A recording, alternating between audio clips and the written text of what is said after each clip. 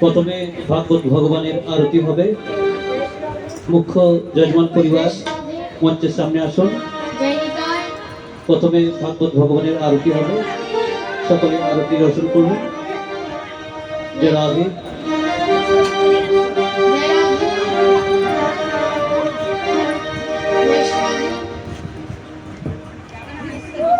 উলুধ্বনি উলুধ্বনি।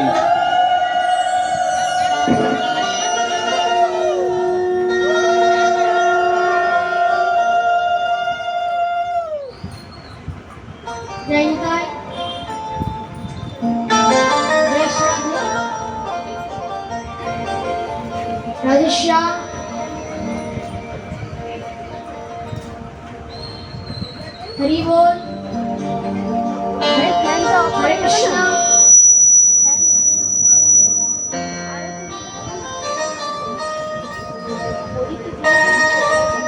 जय राधे।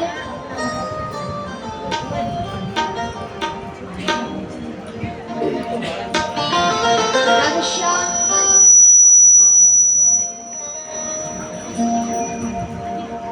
जय निताय।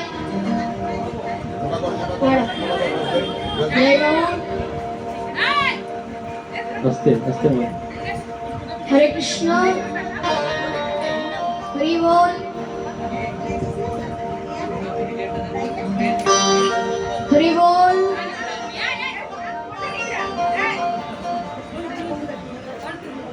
जय राधे।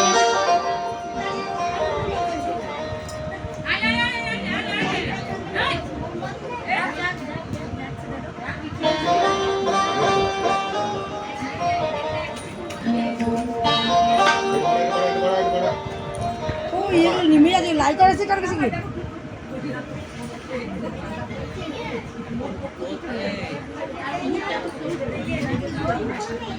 आरती पापियों को पाप से है तार की।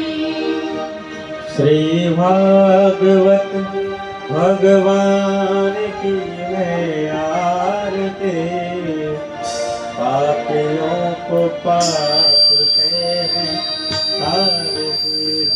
भागवत भगवान की है आरती, पापियों को पाप से है तारती। श्री भागवत भगवान की है आरती, पापियों को पाप से है तारती। ये अमर ग्रंथ, ये मुक्ति पंथ, ये पंचम वेद निराला, नव ज्योति जगाने वाला। ये अमर ग्रंथ, ये मुक्ति पंथ, ये पंचम वेद निराला, नव ज्योति जगाने। हरि नाम यही हरि नाम यही, हरि नाम यही हरि नाम यही, हरि नाम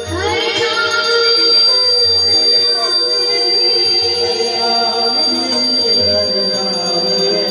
जगत में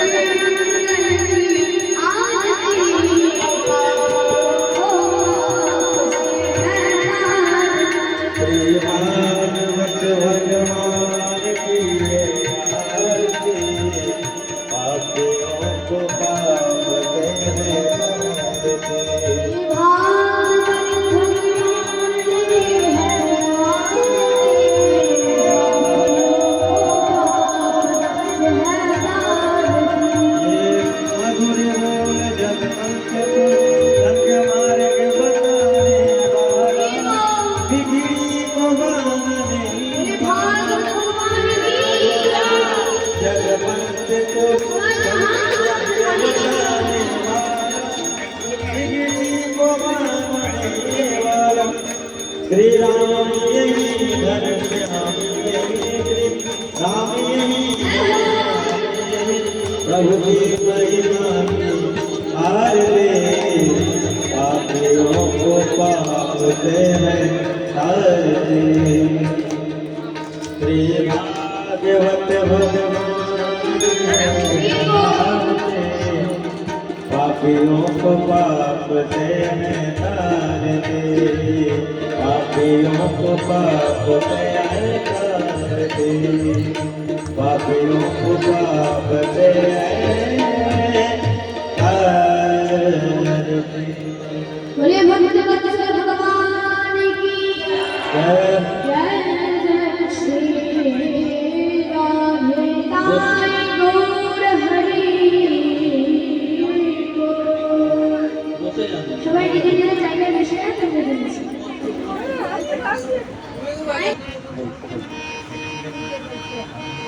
শ্রীমন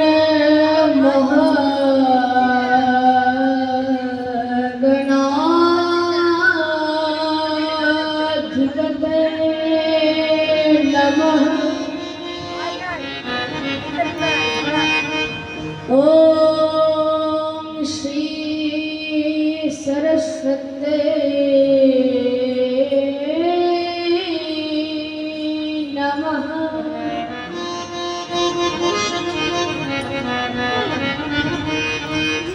अस्मद्ध्याय श्री गुरु श्री चरण कमलेभ्यो नमः।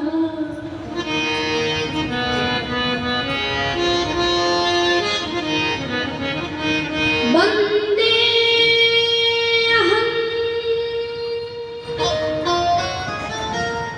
श्रीगुरून्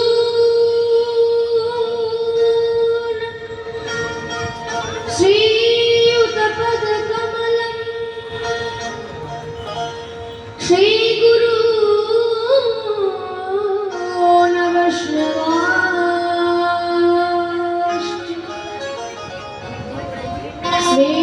श्रीरूपं साग्रजातं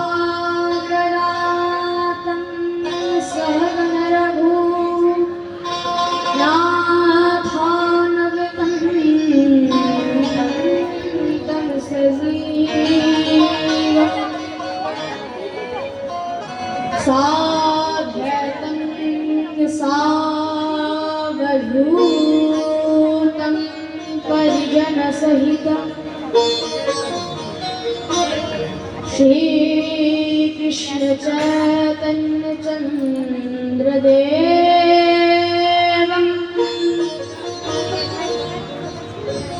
श्री राधा कृष्ण पादान् सहगण ललिता श्री विशाखान्विता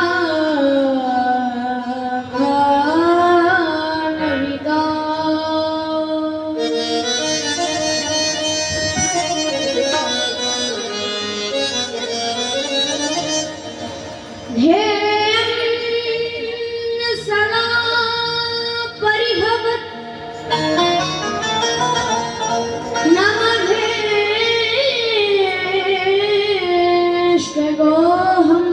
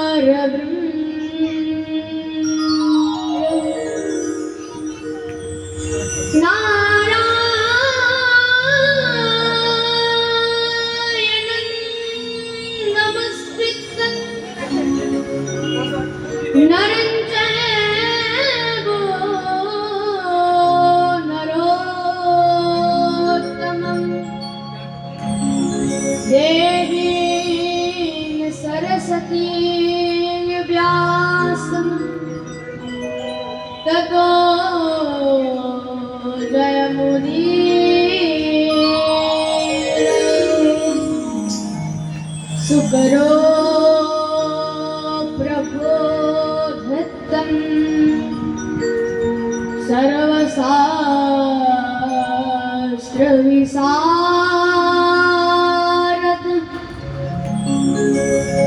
एतत् कथा प्रकाशेन मदज्ञानं विनाशाय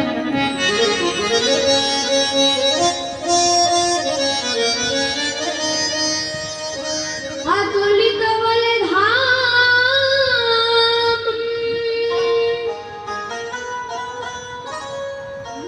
स्वर्ण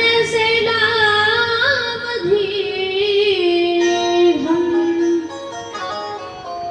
तन जीवन कृष्णानं ज्ञानेन पत्रविन्दम्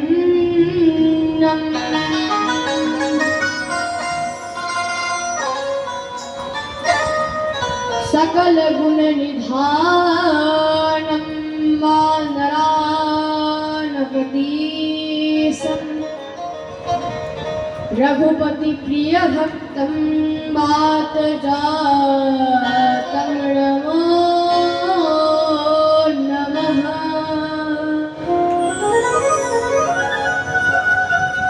गुरुवे गौरचन्द्रनाय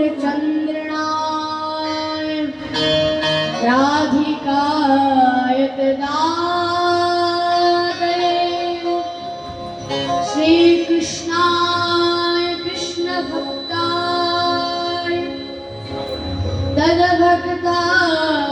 तद्भक्ताय ते नमः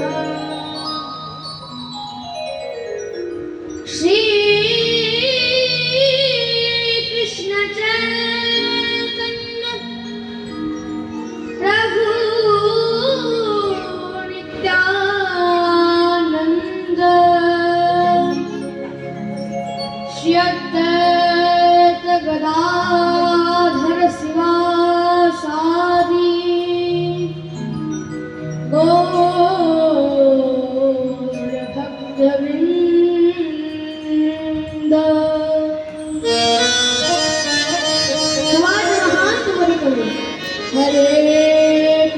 हरे कृष्ण कृष्ण कृष्ण हरे हरे हरे राम राम राम हरे हरे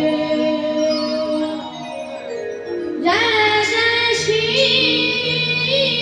राधा रमण जय जय बोलो किशोर जय गोपी चितचोर प्रभु जय जय माखन चोर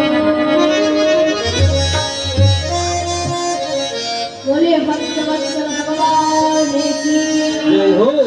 जय जय श्री राधे नारी गौर हरि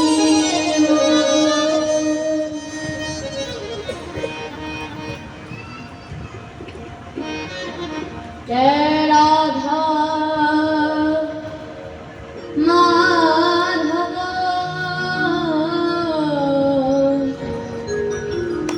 जय कुंज बिहारी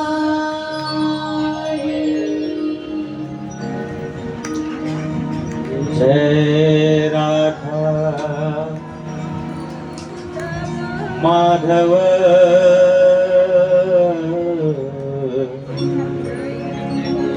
जय कुंज बिहारी जय राधा माधव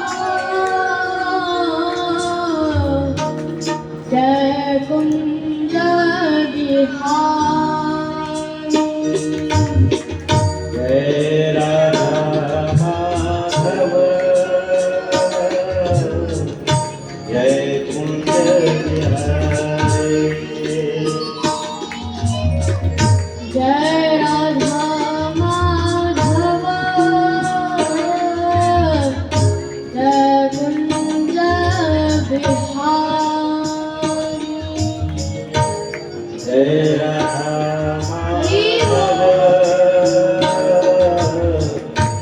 जय कुंज बिहारी जय गोपी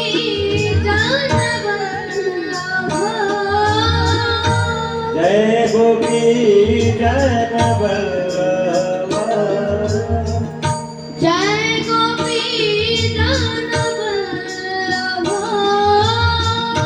जय गोपी जन वल्लभ जय गिरिवरधारी जय राधा माधव जय कुंज बिहारी जय हो जय राधा माधव जय कुंज बिहारी जय राधा माधव हमारे जहान पूरे पूरे ताली जय बोले वृंदावन लाल की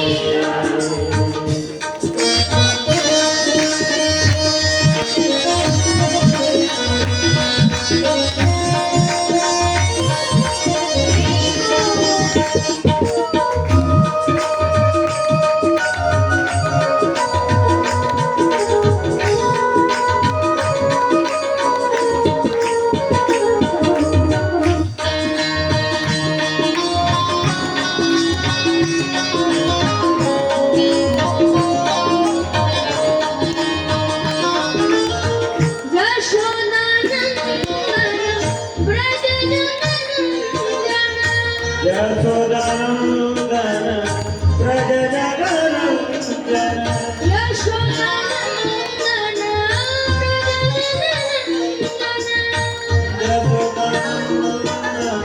व्रज जगरंजन यशोदानंदन व्रज जगरंजन जय राधा माधव जय कुंज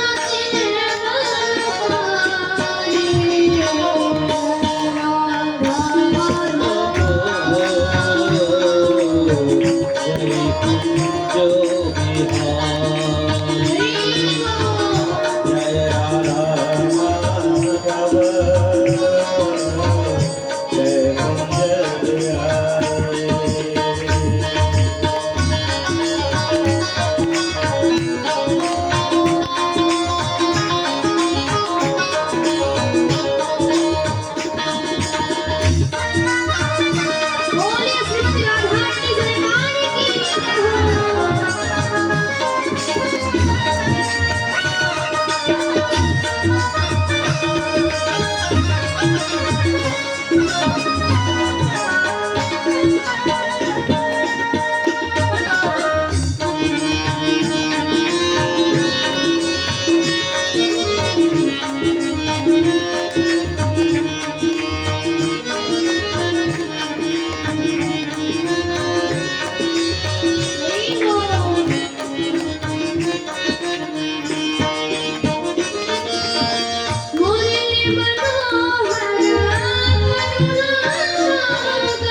मुरली मनोहर करुणा सागर मुरली मनोहर करुणा सागर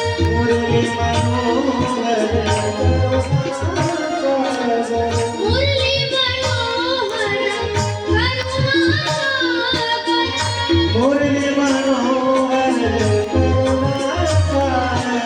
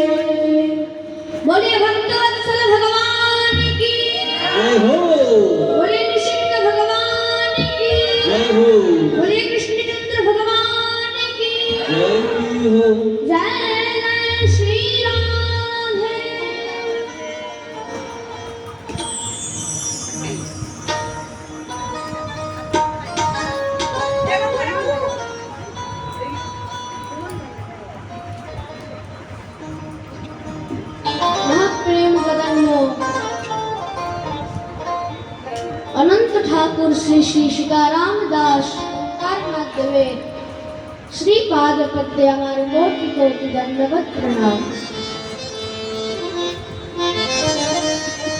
সর্বাগ্রে আমি আমার গুরু মহারাজের শ্রীচরণে এই ব্যাসপীঠ থেকে কোটি কোটি দণ্ডবত প্রণাম জানাই।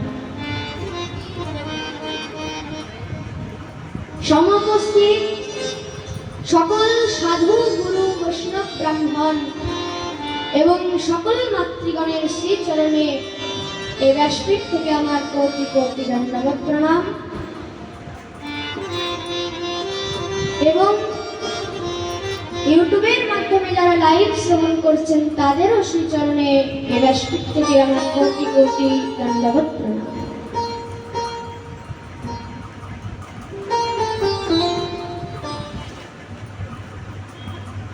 परमानंद चिन्मूर्ति अखिल ब्रह्मांड नायक जगत अधिपति त्रिलोकेश्वर नंद नंदन ब्रजेंद्र नंदन भगवान श्री राधा श्याम सुंदरेर असीम कृपाय असीम अनुकंपाय আমরা সমস্ত রঘুনাথপুরবাসী এবং অত্র অঞ্চলবাসী ভক্তবৃন্দগণ ভগবান শ্রী হরির বাংময়ী প্রতিমূর্তি শ্রীমদ্ ভাগবতের এই অমৃতময়ী রস আস্বাদন করার বিশেষ সৌভাগ্য প্রাপ্ত করিয়াছি এবং আপনাদের কত সৌভাগ্য দেখুন। এই যে আজকে যে ভাগবত হচ্ছে আপনারা জানেন তো সকলে কি উপলক্ষে হচ্ছে ভাগবত? জন্মদিন। কার জন্মদিন? রাহির জন্মদিন, তাই তো? দেখুন এখানে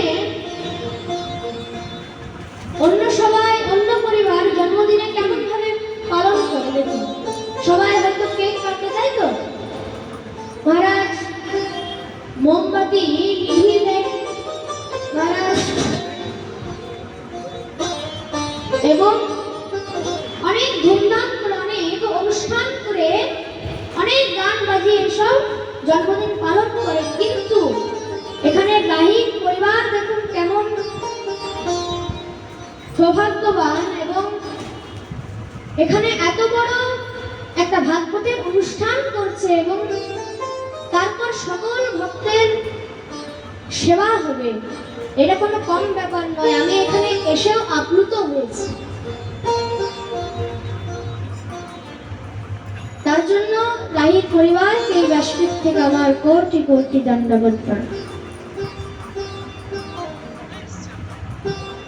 এবং এই ভাগবত সবার কপালে কিন্তু লেখা থাকে না।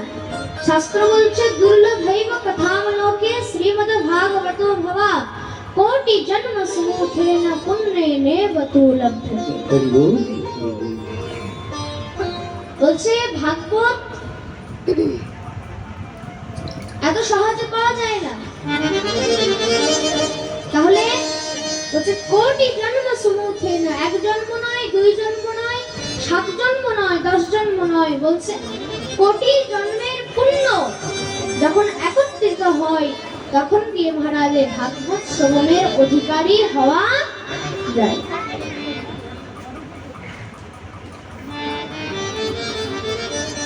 তার জন্য এই ভাগবত হচ্ছে অনেক দুর্লভ বস্তু, দুর্লভৈব কথামলোকে। এই ভাগবতের জন্য দেবতারাও পর্যন্ত লালায়িত হয়ে রয়েছে। তার জন্য এই ভাগবত কিন্তু শুধু এই মর্তধামেই সুলভ রয়েছে। তাই এই ভাগবতকে কোনো কম জিনিস মনে করো না। এই ভাগবত হচ্ছে প্রত্যক্ষ কৃষ্ণ এবহি, প্রত্যক্ষ ভগবান শ্রীকৃষ্ণই হলেন শ্রীমদ্ ভাগবত। বলে ভাগবত ভগবান কি জয়।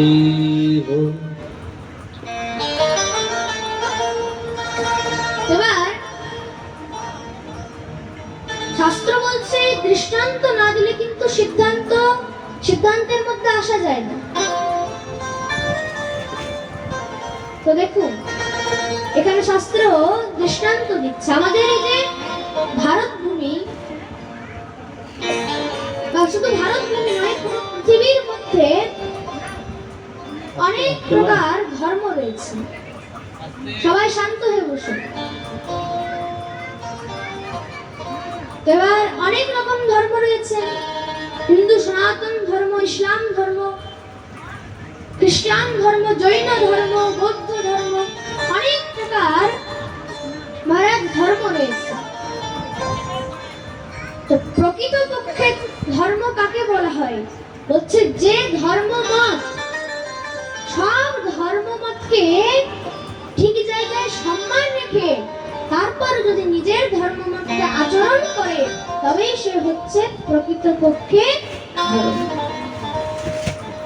তো আমরা অতীব ভাগ্যবান, অতীব ভাগ্যবতী যে এই হিন্দু সনাতন ধর্মের মধ্যে আমরা জন্মগ্রহণ করেছি। আর শুধু হিন্দু সনাতন ধর্মে নয়, তার সাথে বলছে এই ভারত ভূমির মধ্যে জন্ম করেছি। যে ভারত ভূমির মধ্যে স্বয়ং ভগবান শ্রীকৃষ্ণচন্দ্র, স্বয়ং শ্রী রামচন্দ্র ভারত ভূমির মধ্যে অবতীর্ণ হয়েছে। তার জন্য কৃষ্ণদাস কবিরাজ মহারাজ বলছেন, তাই ভারত ভূমির মধ্যে মনুষ্য জন্ম হইল যার, জন্ম সার্থক করি করো পর উপকার। হরি বল। ভারত ভূমির মধ্যে যে মনুষ্য জন্মগ্রহণ করেছে, যে জীব জন্মগ্রহণ করেছে, সে অনেক ভাগ্যবান, অনেক ভাগ্যবান। এই যে হিন্দু সনাতন ধর্ম, খুব মন দিয়ে শুনবেন মায়েরা। তো হিন্দু সনাতন ধর্মের মধ্যে 5টি ভাগ রয়েছে। 5টি ভাগ কি কি?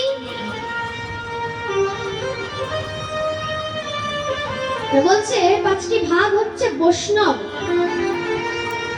শাক্ত, শৈব, সৌর এবং গাণপত্য।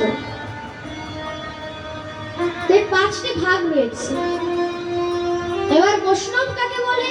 তা বলছে যে বিষ্ণুর উপাসক, যে শুদ্ধ আচারে থাকে, যে শুদ্ধ আচরণ করে, কণ্ঠের মধ্যে তুলসী কাঠের মালা করে, যে নিত্য তিলক করে এবং সম্পূর্ণ নিরামিষ আহার করে, তো সে হচ্ছে বৈষ্ণব। এবার শাক্ত, শাক্ত মানে হচ্ছে যারা শক্তির উপাসনা করে, যেমন কালীর উপাসক বা দুর্গার উপাসক বা যে কোনো শক্তির উপাসককেই শাক্ত বলা হয়। আর তারপর হচ্ছে শৈব, মানে যে শিবের ভক্ত, শিবের উপাসক, তাকে বলা হয় শৈব। সৌর, সৌর মানে হচ্ছে যে সূর্যের পরম ভক্ত, যে সূর্যকে উপাসনা করে, সৌর। গাণপত্য মানে যাদের প্রধান দেবতা, মূল দেবতা হচ্ছে গণেশ, যারা গণেশের উপাসক তাদেরকে বলা হয় গাণপত্য। প্রেম সে বলো রাধে রাধে। তো এতগুলো যে বললাম, এগুলো মনে থাকবে তো? পরে কিন্তু জিজ্ঞাসা করবো। বলে বৃন্দাবন বিহারী লাল কি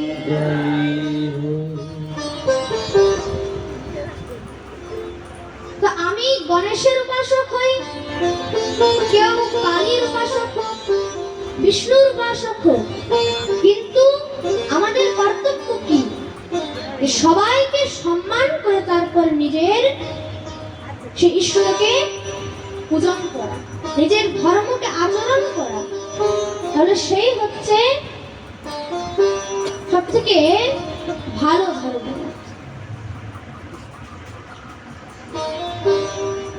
এবং এখানে আমাদের ভাগবতের মধ্যে রয়েছে যে শ্রী সুখদেব প্রভু রাজা পরীক্ষিতকে 7 দিন পর্যন্ত ভাগবত শ্রবণ করাচ্ছেন। তো পরীক্ষিত জি মহারাজ কি প্রশ্ন করছেন, বলছে প্রভু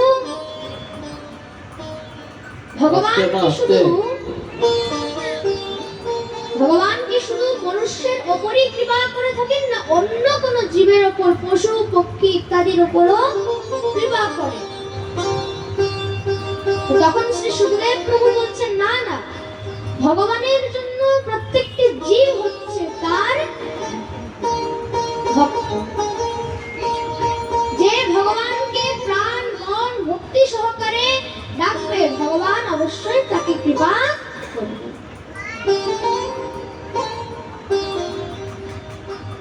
তো বলছে প্রভু আমি এমন কোন ভক্তের কথা শুনতে চাই যে মনুষ্য নয়, কোন পশু।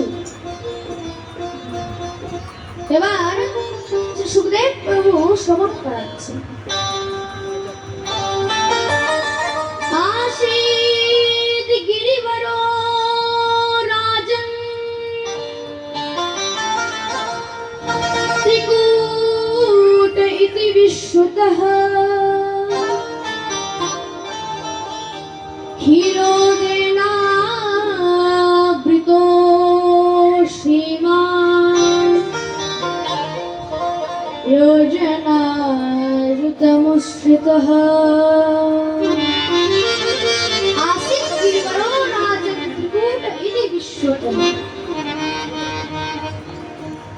এক সময় ত্রিকুট পর্বতের মধ্যে এক বলবান হাতি বাস করত, গজরাজ গজেন্দ্র। তো তার মধ্যে 10,000 হাতির বল ছিল, এমন বলবান। এবার দেহের মধ্যে শক্তি ছিল, তো তার অভিমানও ছিল। এবার তার শত শত পুত্র, শত শত স্ত্রী নিয়ে বনের মধ্যে বিচরণ করে। দেখুন, যদ্যপি বনের রাজাকে সিংহ, বনরাজকে সিংহ, কিন্তু এখানে ত্রিকুট পর্বতের মধ্যে বনের রাজা হলো গজেন্দ্র। এবার অভিমান রয়েছে অনেক মায়ের মধ্যে, শক্তির অভিমান রয়েছে। কোন সামনে যদি বড় গাছকে দেখতে পায়, সুর দিয়ে উঠিয়ে মহারাজ একদম ফেলে দেয়, কাউকে ভয় করে না। তো মনে রাখবেন, সংসারের মধ্যে অভিমান জিনিসটা হচ্ছে খুব খারাপ জিনিস। অহংকার, অভিমান হলো অনেক খারাপ। মনে রাখবেন, মদ্যপান করলে যে দোষ হয়, মদিরা পান করলে যে দোষ হয়, তার থেকে অভিমান করাতে শতগুণ পাপ হয়। অভিমান এত খারাপ জিনিস। আর মনে রাখবে, অভিমান নিজেরা বুঝতে পারি না যে আমার মধ্যে কতটা অভিমান রয়েছে, সেটা আমি বুঝতে পারবো না। আপনার মধ্যে কতটা অভিমান রয়েছে সেটা আপনি বুঝতে পারবেন না। তো অভিমান এমন খারাপ জিনিস। সবসময় নত হতে শেখো, অভিমান করো না। নত হলে কি হবে, তুমি কিছু না কিছু অবশ্যই পাবে।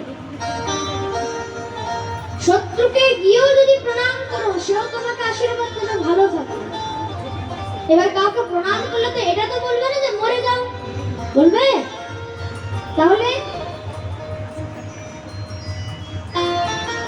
তার জন্য এখানে ভগবান বলছেন, তৃণাদপি শুনি চেনম করো রূপী সহিষ্ণুনা আমানে না কানো কীর্তনিয়া সদা। তৃণাদপি শুনি চেনম,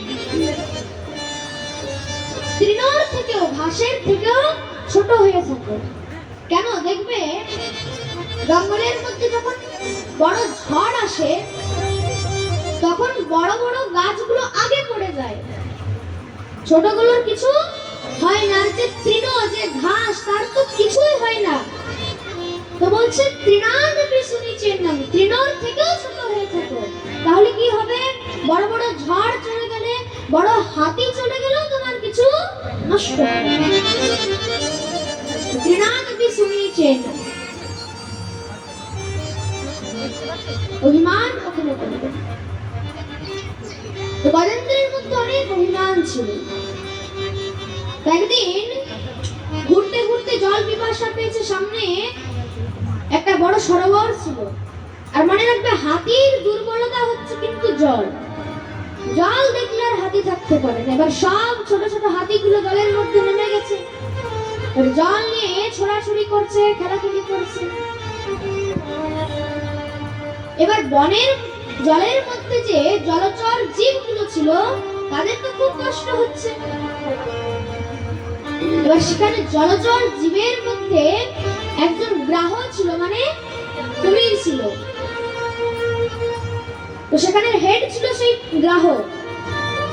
এবার গ্রাহ দেখছে এত হাজার হাজার হাতিকে তো মারা সম্ভব নয়, তাহলে বলছে যে মেন সুইচ তাকেই অফ করে দাও, খেলা শেষ।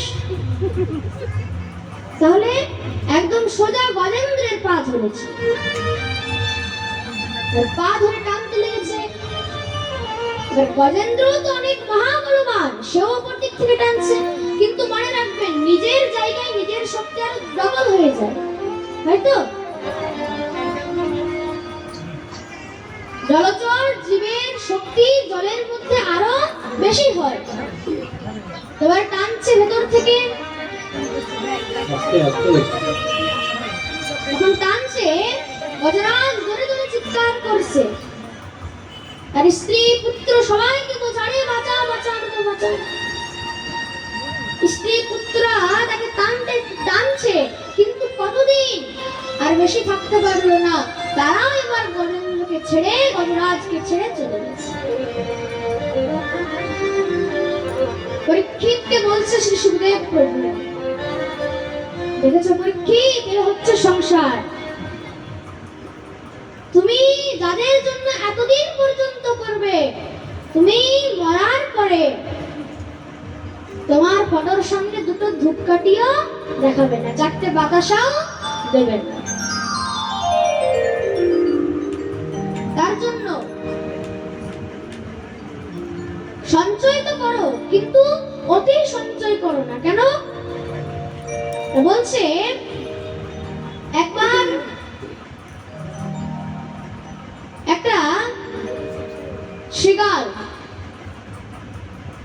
একটা শৃগাল বনের মধ্যে শিকার খুঁজছিল। তো শিকার খুঁজতে খুঁজতে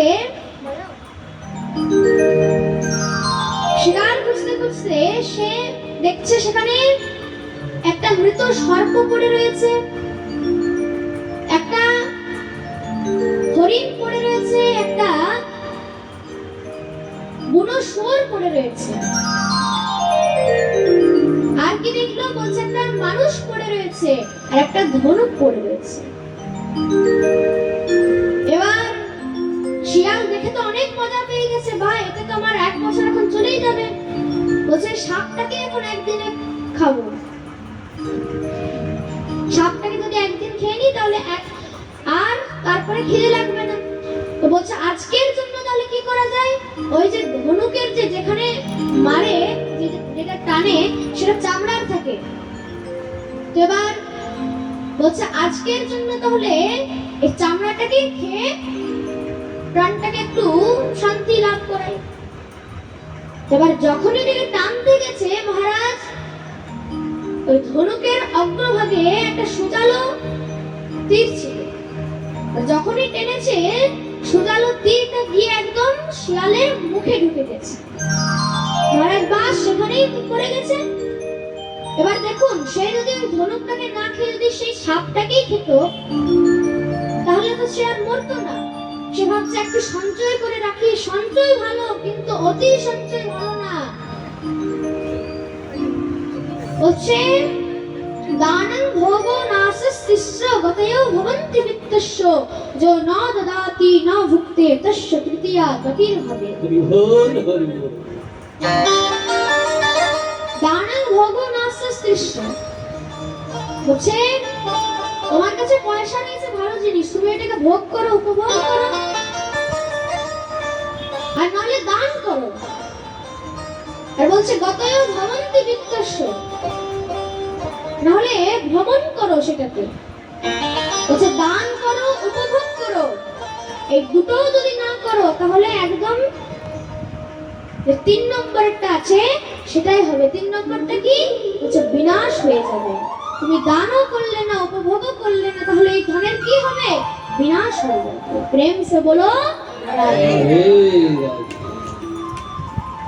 তার জন্য বেশি সঞ্চয় করা ভালো নয়। তুমি যাদের জন্য সঞ্চয় করছো তারাই তোমার মরার পরে ভাববে বাহ এটা খুব ভালো হয়েছে। তুমি যখন বিছানায় পড়ে থাকবে তোমার ঘরের লোকই আগে ভাববে যে বুড়ো যত তাড়াতাড়ি যায় ততই ভালো।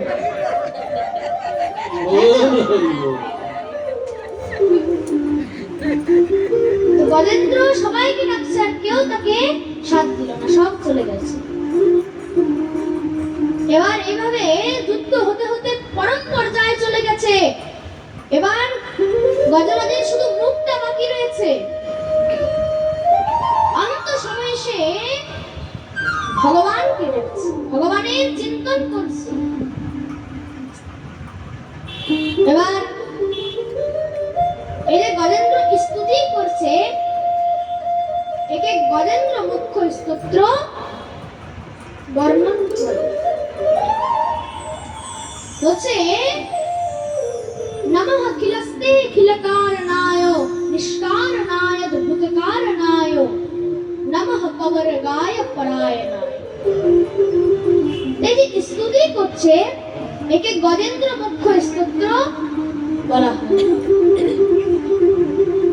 এই স্তুতি করতে করতে স্বয়ং ভগবান সেখানে এসে উপস্থিত হয়েছে। সঙ্গে সঙ্গে সুদর্শন চক্র নিয়ে সেখানেই গ্রাহের মস্তক ছেদন করে দিলেন। গজেন্দ্রের দুঃখকে হরণ করেছেন। তা হরতি ইতি হরিহি, হরণ করার জন্য তার একটা নাম হয়ে গেল হরি। বলিয়ে হরি ভগবান কি জয়। এখানে ভগবান গ্রাহেরও উদ্ধার করে দিলেন। আর এই দেখতে দেখতে গজেন্দ্র ভগবানের দর্শন করতে করতে নিজের দেহকে ত্যাগ করলেন। তো পরীক্ষিত জিজ্ঞাসা করছে প্রভু এরা দুজন এমন কে ছিল যে স্বয়ং ভগবান এদেরকে উদ্ধার করলেন? সুখদেব প্রভু পূর্ব জন্মের কথা শোনালেন। এই গ্রাহক কে ছিল, কুমির কে ছিল? বলছে পূর্ব জন্মে এই গ্রাহ হুহু নামক গন্ধর্ব ছিল। এবার দেবল ঋষি একবার নদীর মধ্যে স্নান করতে ঢুকেছে। এবার সে নদীর ভেতরেই হুহু নামক গন্ধর্ব ঢুকেছিল। এবার যখন স্নান করতে নেমেছে দেবল ঋষির পা ধরে টানাটানি করছে। এবার ঋষি ক্রোধিত হয়ে তাকে টেনে বার করলেন। দেখছো হুহু নামক গন্ধর্ব। সে সঙ্গে সঙ্গে অভিশাপ দিয়ে দিলেন, আরে গন্ধর্ব হয়ে তোর এমন স্বভাব হয়ে গেছে, আচরণ হয়ে গেছে, আমি অভিশাপ দিচ্ছি পরের জন্মে তুই জলচর জীব হয়ে জন্মগ্রহণ কর। কেন? গন্ধর্ব হয়ে জলচর জীবের মতো আচরণ করছিল, ওই জন্য অভিশাপ দিয়ে তাকে জলচর জীব বানিয়ে দিল। তো বলছে প্রভু আমার অনেক বড় অপরাধ হয়ে গেছে, আপনি ক্ষমা করে দেন। এবার সাধুর মন তো যত তাড়াতাড়ি দুষ্ট হয় তত তাড়াতাড়ি দুষ্ট হয়ে যায়। বলছে ঠিক আছে যাও, তোমাকে আমি একটা বরদান দিচ্ছি যে এই যে পা ধরার অভ্যাসটা করেছো, এই পা ধরার অভ্যাসটা ছাড়ো না। কেন? কোনদিন এই পা ধরতে ধরতেই যে তুমি কার পা ধরে উদ্ধার হয়ে যাবে শুধু ভগবানই জানে। এইভাবে তাকে বরদান দিয়েছে। আর এই যে গজ, এই গজ কে ছিল? গজ পূর্বজন্মে ইন্দ্রদ্যুম্ন নামক এক রাজা ছিল। সেই ইন্দ্রদ্যুম্ন রাজা নিজের সব রাজপাট ত্যাগ করে বনের মধ্যে ভজন করতে চলে গেলেন।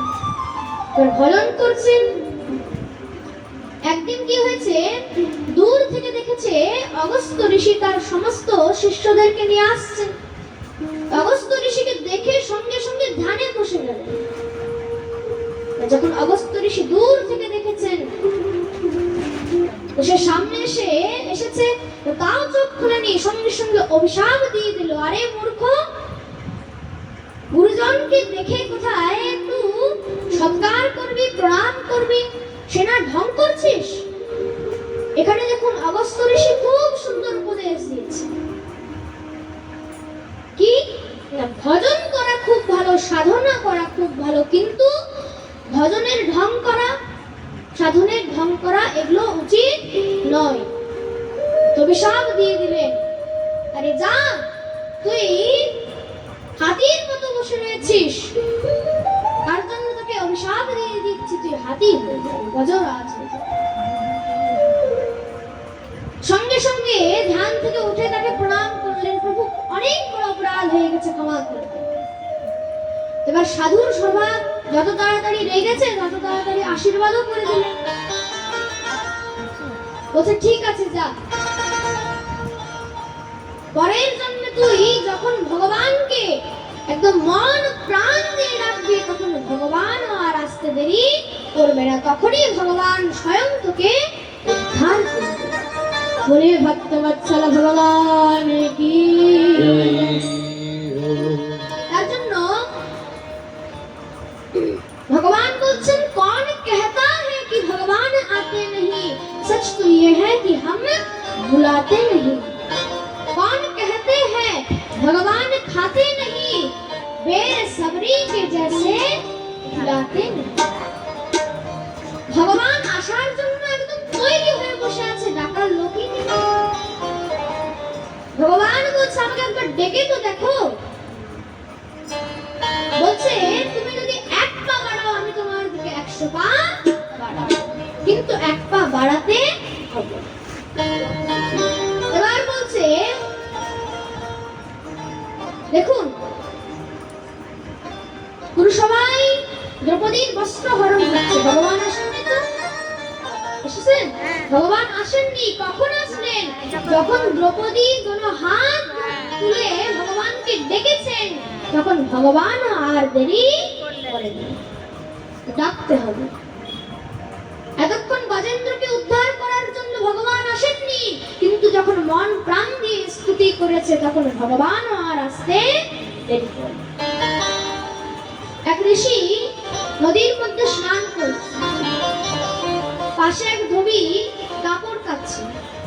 যখন ঋষি স্নান করে উঠেছে, ধোবি তো কাপড় কাচ্ছে, কাপড় কাচার সেই ছিটা পেয়ে ঋষির গায়ে লেগেছে। আবার সেই ঋষি স্নান করতে গেছে, গঙ্গায় স্নান করে আবার উঠেছে, আবার কাপড় পিটিয়েছে, আবার গিয়ে স্নান করেছে। এই ব্যাপারটা ধোবি দেখে তো খুব মজা পেয়ে গেছে। বাবা,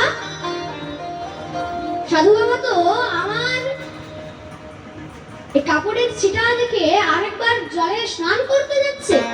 এবার যখনই স্নান করতে গেছে আবার উঠেছে, এবার জেনে বুঝে আবার কাপড় পিটিয়েছে, এবার আবার গায়ে ছিটা লেগেছে, আবার গঙ্গায় স্নান করছে, আবার যখন এসছে আবার জেনে বুঝে কাপড় পিটিয়েছে। তো তখন সাধু বলছে, আরে কি ভাই, আমি একটু পেরিয়ে যাই তারপর তুমি কাপড় কাচো। দেখো ভগবান কিন্তু সব দেখছে, তুমি যে এরকম করছো তোমাকে এর ফল ভোগ করতে হবে। ধোবি উল্টো তাকে বলছে, আরে ভগবান আমাকে কি দেখবে, ধমকি দিচ্ছিস? সঙ্গে সঙ্গে কাপড় কাচার যে মুগুরটা ছিল, মুগুর দিয়ে মহারাজ এমন সাধুকে পিটতে আরম্ভ করেছে। সাধু কিছু বলেনি, সাধু শুধু ভগবানকে ডাকছে, হে প্রভু রক্ষা করে। তার প্রতি বিশ্বাস রয়েছে, বিশ্বাস রাখতে হবে ভগবানের প্রতি। এবার ভগবানকে ডাকছে, ভগবানকে ডাকছে। ভগবান বললেন, গরুড়কে বললেন, চলো আমার এক ভক্তকে এক ধোবি মারছে, তাকে বাঁচাতে যাও। মা দেবী লক্ষ্মী বললেন, প্রভু কোথায় যাচ্ছেন? বলছে, আমার ভক্তকে একজন মারছে, এক ধোবি তাকে মারছে, তাকে বাঁচাতে যাচ্ছে। এবার তখন গিয়েছে, অর্ধেক রাস্তা গিয়েছে, এদিকে কি হয়েছে, এতক্ষণ যখন মুগুরের মার খেতে খেতে সাধুর মন থেকে ভগবানের প্রতি বিশ্বাস চলে গেল। এবার সে কি করেছে, সেও আবার ধোবিকে উল্টো মারা আরম্ভ করেছে। এবার ভগবান আধা রাস্তা থেকে রিটার্ন চলে গেল। ভগবতী লক্ষ্মী বললেন, প্রভু কি হলো, আপনি আপনার ভক্তকে বাঁচালেন না? বলছে, দেবী কি বলবো, আমি গিয়েছিলাম ভক্তকে বাঁচাতে, কেন? ধোবি তাকে মারছিল, কিন্তু এখন গিয়ে দেখি আর ভক্ত নেই, সেও এখন ধোবি হয়ে গেছে। প্রেম সে বলে রাধে রাধে। তো বিশ্বাস রাখতে হবে, বিশ্বাস কখনো ভাঙলে চলবে না। তো যেটা বলছি, দৃষ্টান্ত না দিলে সিদ্ধান্তে আসা যাবে না। একটা দৃষ্টান্ত দিচ্ছি, দেখুন। একটা বাড়ির মধ্যে 4টে প্রদীপ জ্বলছিল। কটা প্রদীপ? 4টে প্রদীপ।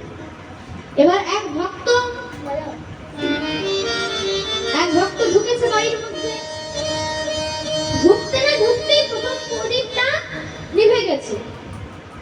এবার নিভে গেছে, সে তখন প্রদীপকে বলছে, ওগো প্রদীপ, আমি কি কিছু দোষ করেছি? আমার মধ্যে কোনো ত্রুটি রয়েছে? প্রদীপ বলছে, না না না, তোমার মধ্যে কোনো ত্রুটি নেই। আসলে আমি তো তোমার বাড়ির সাধারণ প্রদীপ নয়, মাটির প্রদীপ নয়। তাহলে? বলছে, আমি তোমার শান্তি। আর আমি যে সবার বাড়িতে থাকি না গো, বেশিক্ষণ থাকি না, তার জন্যই এখন আমি চলে যাব। এতদিন পর্যন্ত আমি ছিলাম, তোমার কাছে শান্তি ছিল, এবার আমি তোমাকে ছেড়ে চলে যাব। তো চলে গেছে। এবার দেখতে দেখতে পরের প্রদীপটাও নিভে গেল। তো পরের প্রদীপকে বলছে, তুমি নিভলে কেন? বলছে, আমি হচ্ছে তোমার সুখ। যখন তোমার বাড়িতে শান্তিই থাকলো না, তো সুখ থেকে কি লাভ? তার জন্য আমিও নিভে গেলাম। এই বলতে বলতে তার পরের প্রদীপটাও নিভে গেল। এবার তাকে জিজ্ঞেস করছে, তুমি নিভে গেলে কেন? বলছে, আমি হচ্ছে তোমার ঘরের ভালোবাসা। তোমার বাড়ির মধ্যে সুখ নেই, শান্তি নেই, তাহলে তোমার ভালোবাসা থেকে কি লাভ? ভালোবাসা যদি সুখ শান্তি হীন হয়, তাহলে ভালোবাসা থেকে কি লাভ? তো তার জন্য আমিও নেমে গেলাম। তখন সেই ভক্তের বুক একদম অশ্রুতে ভরে গেল। তখন সে চতুর্থ প্রদীপটা তাকে বলছে, চতুর্থ প্রদীপকে বলছে, আরে প্রদীপ, তুমি কেন চলে আছো? তুমিও নিভে যাও। যখন আমার কাছে সুখ শান্তি ভালোবাসা সবই চলে গেল, তো তুমি কেন আছো? তুমিও নিভে যাও। বলছে, গো, আমাকে তুমি নিভতে বলো না কেন? আমি হচ্ছি তোমার বাড়ির বিশ্বাস, তোমার মনের বিশ্বাস। কখনো বিশ্বাসকে নিভতে দাও না।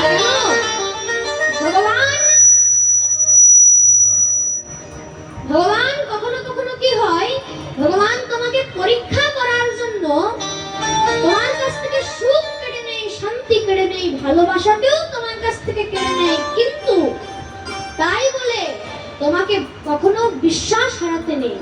ভগবানের প্রতি বিশ্বাস রাখতে হয়। কেন? জানবে এটা ভগবান আমার পরীক্ষা নিচ্ছে, তার জন্য ভগবানের প্রতি বিশ্বাস রাখতে হবে।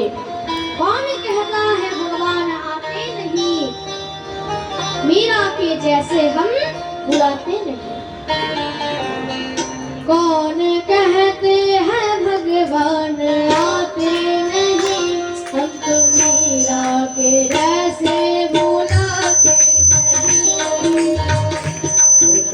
भगवान आते नहीं, हम मीरा के जैसे बुलाते नहीं।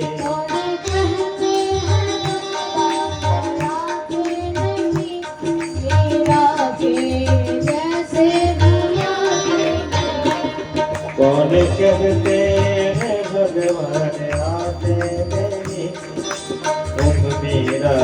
जैसे बुलाते नहीं अच्युतं केशवं कृष्ण दामोदरम् अच्युतं केशवं कृष्ण दामोदरम् रामनारायणं जानकी वल्लभम् अच्युतं केशवं कृष्ण दामोदरम् रामनारायणं जानकी वल्लभम् अच्युतं केशवं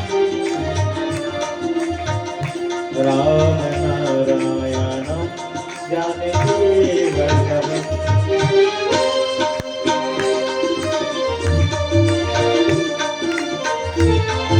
हरि बोल दिले ना हरि बोल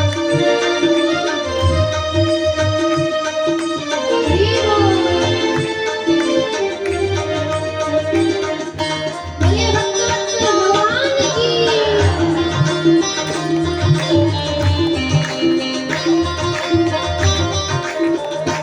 और कहते हैं भगवान खाते नहीं कौन कहते हैं भगवान खाते नहीं कौन कहते हैं भगवान खाते नहीं कौन कहते हैं भगवान खाते नहीं तेरे सबरी के जैसे खिलाते नहीं तेरे सबरी के जय हो खिलाते नहीं अच्युतं केशवं कृष्ण दामोदरम् अच्युतं अच्युतं केशवं भगवान राम पूरी हरीश्वर करते हुए राम नारायणं जानकी वल्लभम् राम नारायणं जानकी वल्लभम्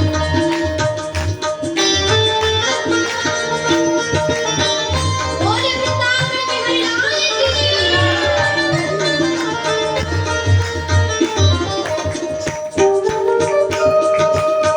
পেছনের মাইলা ধরো হাত ধরে করে হরিশ্বার করতে হবে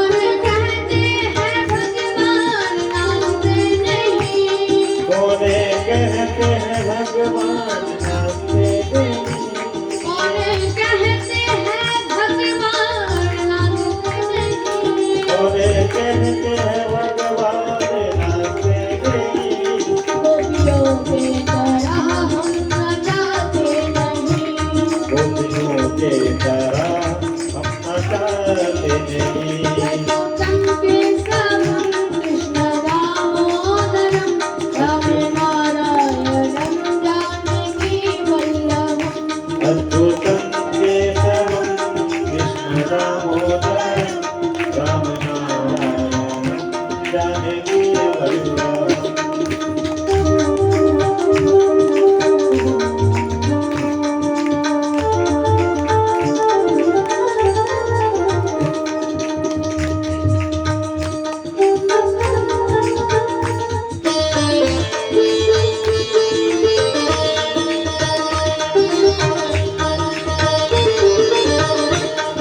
कैडेट साउंड बड़ा बड़ा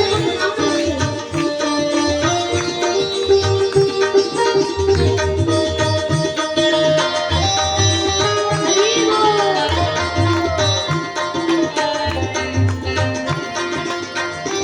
कौन कहते हैं भगवान सोते नहीं कौन कहते हैं भगवान